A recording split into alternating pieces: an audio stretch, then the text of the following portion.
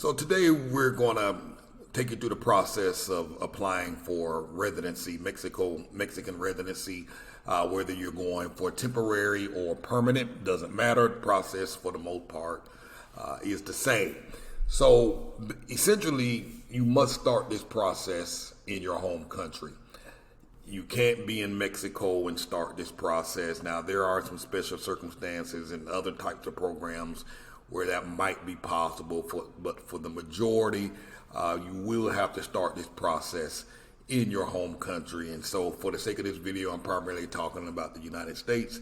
I'm sure the process is similar. Whatever country you're from, you just have to hit up the Mexico consulate website in your country. So typically, to get started, you will need to find out if you qualify. And so that's part of the process for starting this process in the United States. Ideally, what you'll want to do is go to your consulate, Mexican consulate that's nearest you.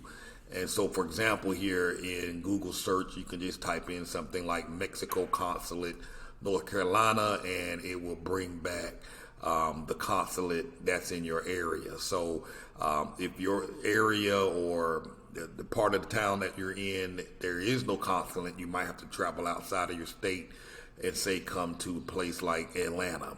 Or you might have to go to Raleigh, North Carolina if there's not a consulate in your area.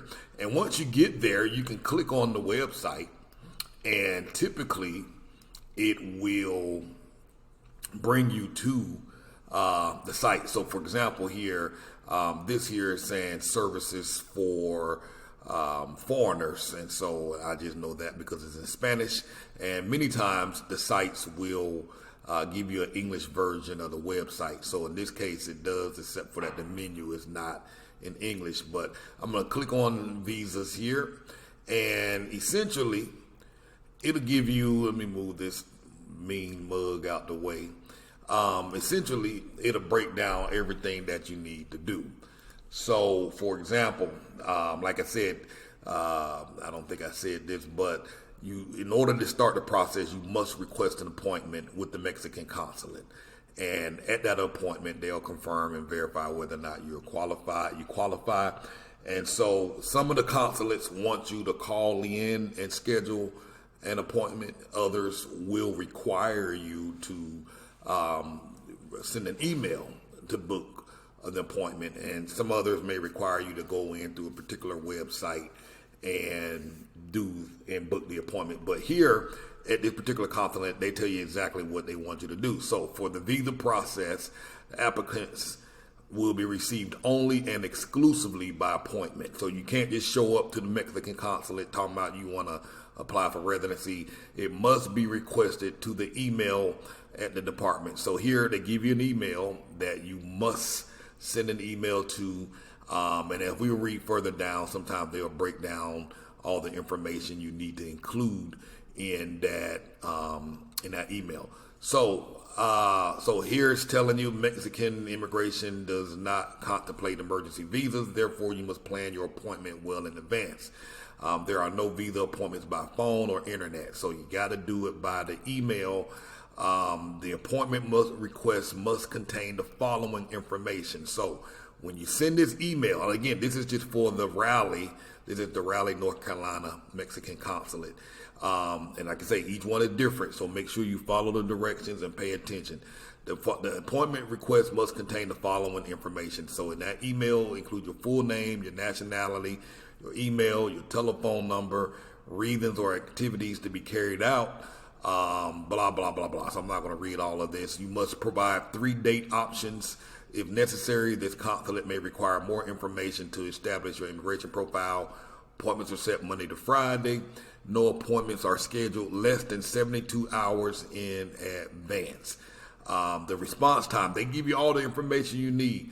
Response confirmation time, once the requested data is provided, is 42 to 72 hours, 2 to 3 business days. There are no replies or confirmation during the weekends.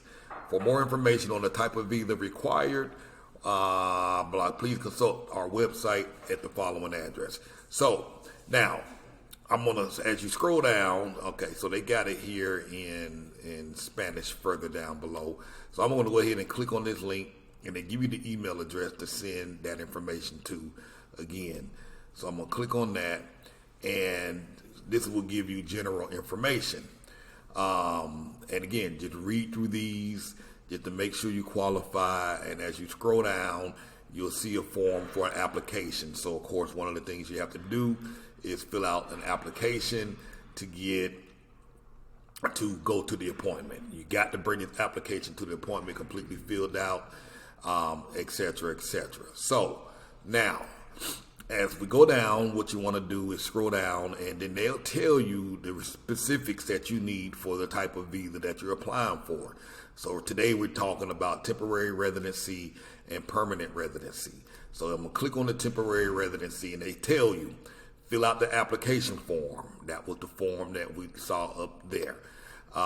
You must have a valid passport, must have 6 months on it. And so valid passport and 1 copy of the passport.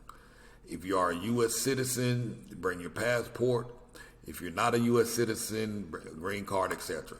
Submit a color photo taken in the last 6 months, passport size, without eyeglasses, with a plain background, face the camera directly with full face in view.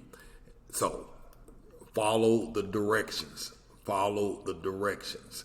You're going to need proof of financial solvency. So one of these 3 options, this is for Raleigh, you must have. So investments or bank account. So if you're not working and you don't have any income coming in, but you have a big savings or lots of money in your investment account, but basically what they're saying is show one of these with monthly average balance for the past 12 months of $51,000. And so they want an original copy of a bank statement and a copy. Now, some banks, some consulates will tell you you need to have a stamped and signed letter from the bank saying that these numbers are, and this account is a valid one. So again, make sure you read the specifics. So if you do have a job and you're working, or you have a pension coming in, number 2, for proof of financial solvency, you must have proof of employment or pension with a monthly income greater than $3,100 US for the last 6 months, and they want an original bank statement and a copy of monthly bank statements. Proof of stable employment with a minimum of 1 year. Include pay stubs and a letter from the company mentioning your position when you were hired, salary per month, and the fact that you still will be paid while being in Mexico. So again, now some of the other consulates won't have this, or won't require all of that. Some might require more. This one here is saying you need to have a monthly income of $3,100. Another consulate might say you need to have $4,000 a month coming in. One thing about Mexico, they are consistently inconsistent. Nothing is consistent across the board. So if you don't qualify, say in Raleigh, you might want to investigate some of the other consulates across the United States to see if the income verifications are different, because some of them are, there's $51,000. Some other places require $71,000. So you might look up and get lucky and qualify at another place. Now, some consulates will not allow you to process at their consulate if you're coming from another place where there's a consulate present. So that's one thing to be sure to ask and discuss before making travel arrangements to another consulate. So for Raleigh, this is what they're saying you need to have. Number 3, the third way for proof of financial solvency, they're saying an original and copy of a public deed granted before a Mexican notary public that proves you are the owner of a property in Mexico with a minimum value of $400,000 US. So if you have a property in Mexico worth $414,000, this is another way that you can get residency. And it got a side note, amounts required in US dollars may vary according to current exchange rates. So that's for temporary residency. Now, you can choose the option for permanent residency. Some consulates will require you to already be drawing in a pension. You must be over a certain age before they will even consider giving you permanent. So again, each consulate is different. So they give you the breakdown again. Fill out the application. You must have a valid passport. Blah blah blah. Proof of financial solvency. In this case here, retirees and pensioners. This is for those that are going for permanent residency. Need to have an average balance of $200,000 USD in your bank account over the last 12 months. Or proof of pension with a monthly income greater than $5,180 US for the last 6 months. Original and copy of monthly bank statements. And so they give you some other breakdown here below. So again, invest. If the numbers are too high and you don't make enough and you don't feel you qualified, check out some of the other consulates just to see if you can do that. So when you go to this appointment, you'll take all this paperwork and all of that stuff there.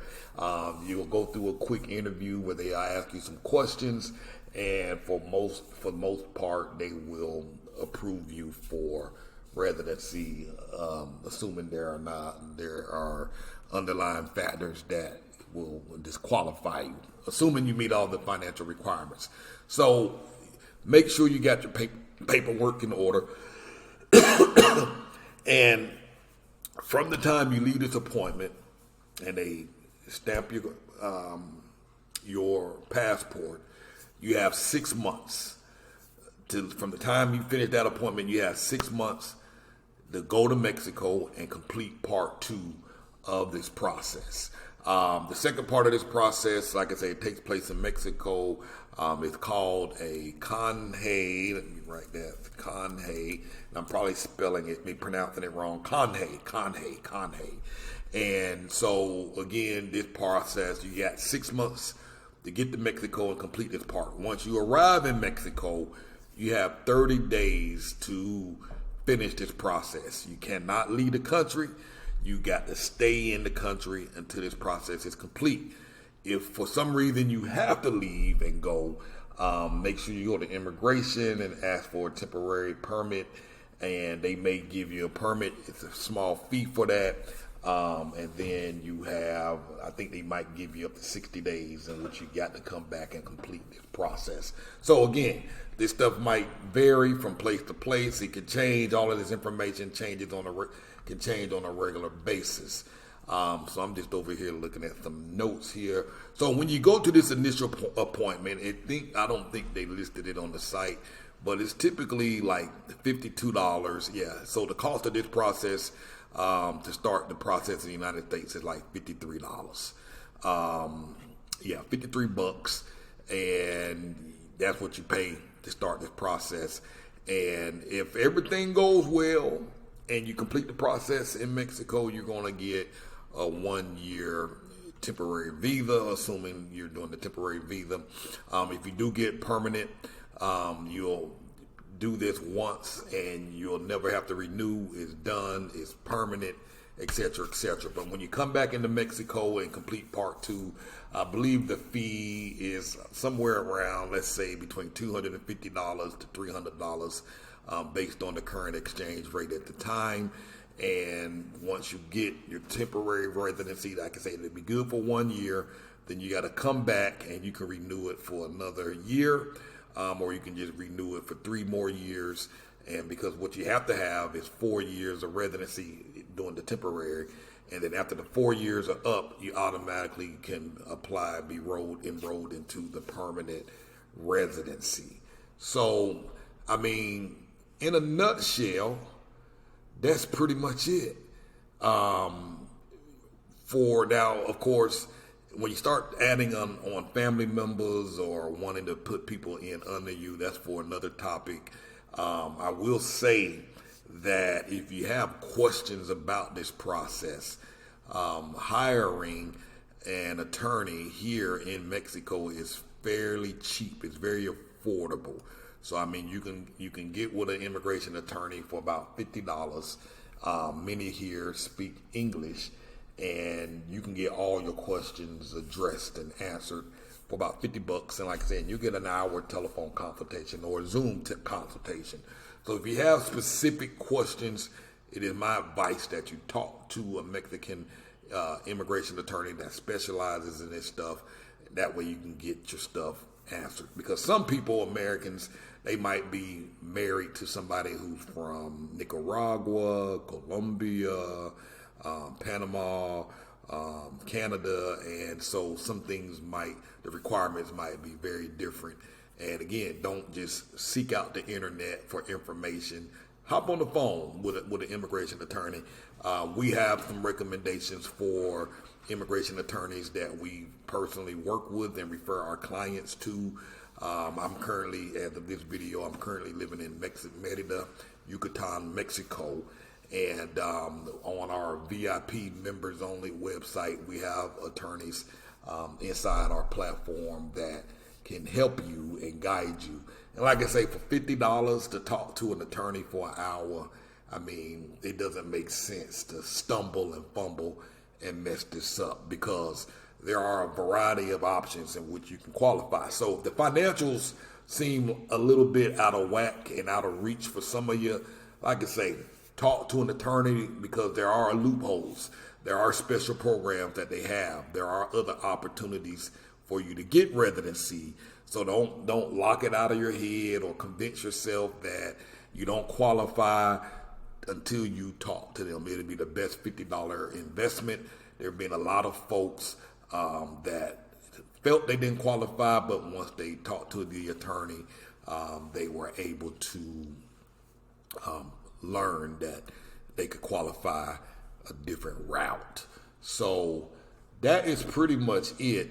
Now like I say, you can go in, type in, if you're trying to find a local consulate in your area, just type in the state that you're in, and Google will bring up some options or show the one that's closest to you. You may have to go out of town or out of state to book it, but and that's fine, So definitely you have to do it if you want to get residency. My big advice to you is because these income requirements, these minimum income requirements increase on a regular basis. We had a huge jump this year. Like I said, some of these consulates are saying, hey, you need $4,000 a month in order to qualify for residency.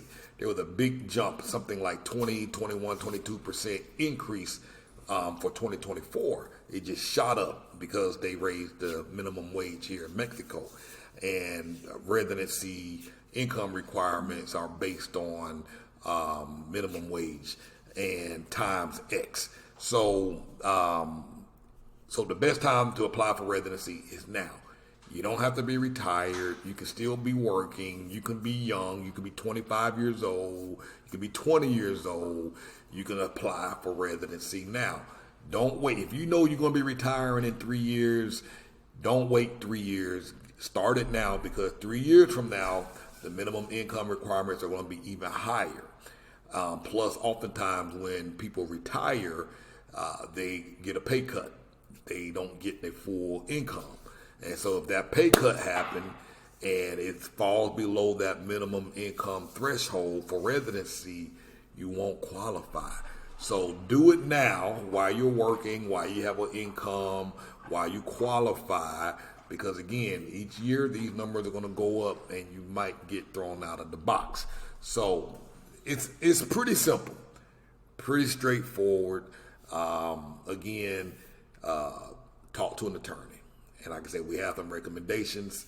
Check out our website. I'm going to put the link here, Move Abroad and thrive.com, and check out and go to /VIP and take a look at that membership. Also, what I'm thinking I will do, I'll probably do this, I don't know when, sooner than later, I'm going to go back and try and find a list of all the consulates in the United States, and I'll add that to the website. So if you want to get a copy of that list, make sure you join our free Move Abroad and Thrive newsletter. It's you can find it on the website. Just go to Move Abroad and Thrive.com, and you will see a page that looks like this. Let me move this out the way. It'll tell you to join our newsletter, and you can just sign up for that. It's free. We send out information, resources, tools, tips, and training for helping you plan your new life abroad. So thank you for watching. Like I say, check out our VIP program. It's at the top of the menu here. Join VIP, and it kind of breaks down all the different stuff that you get access to. We have an online community here. There's a section in there called Ask Cartes. If you have questions, you can ask me directly inside of that community, and I will respond to you personally. From time to time, we host interviews with other families that are currently living abroad in different parts of the world. They'll talk about their experiences, and you can ask them questions directly. And perhaps it's at a place that you want to go to. One of the most recent ones we did, a lady was living in Thailand, and she shared her experiences, and our members were able to ask. We have live workshops, community and directory, online classes and trainings. And, if you're finding value in this content that I'm talking to you about now, it's the same type of value you'll get inside of the community. These are some of the recent members that have recently joined. We get access to a bunch of stuff. We have some courses that we have added to the membership. So Move Abroad and Thrive Academy is included in your membership. Finding remote work is also included in the membership. That's a big thing for many people. They're looking for virtual jobs so they can continue to earn income. We show you, we have a course on the inside where we break down how you can find property, particularly in Mexico, so that you have a good start in making this transition. So check it out. Let me know if you have any questions. Thank you for watching. Have a wonderful day.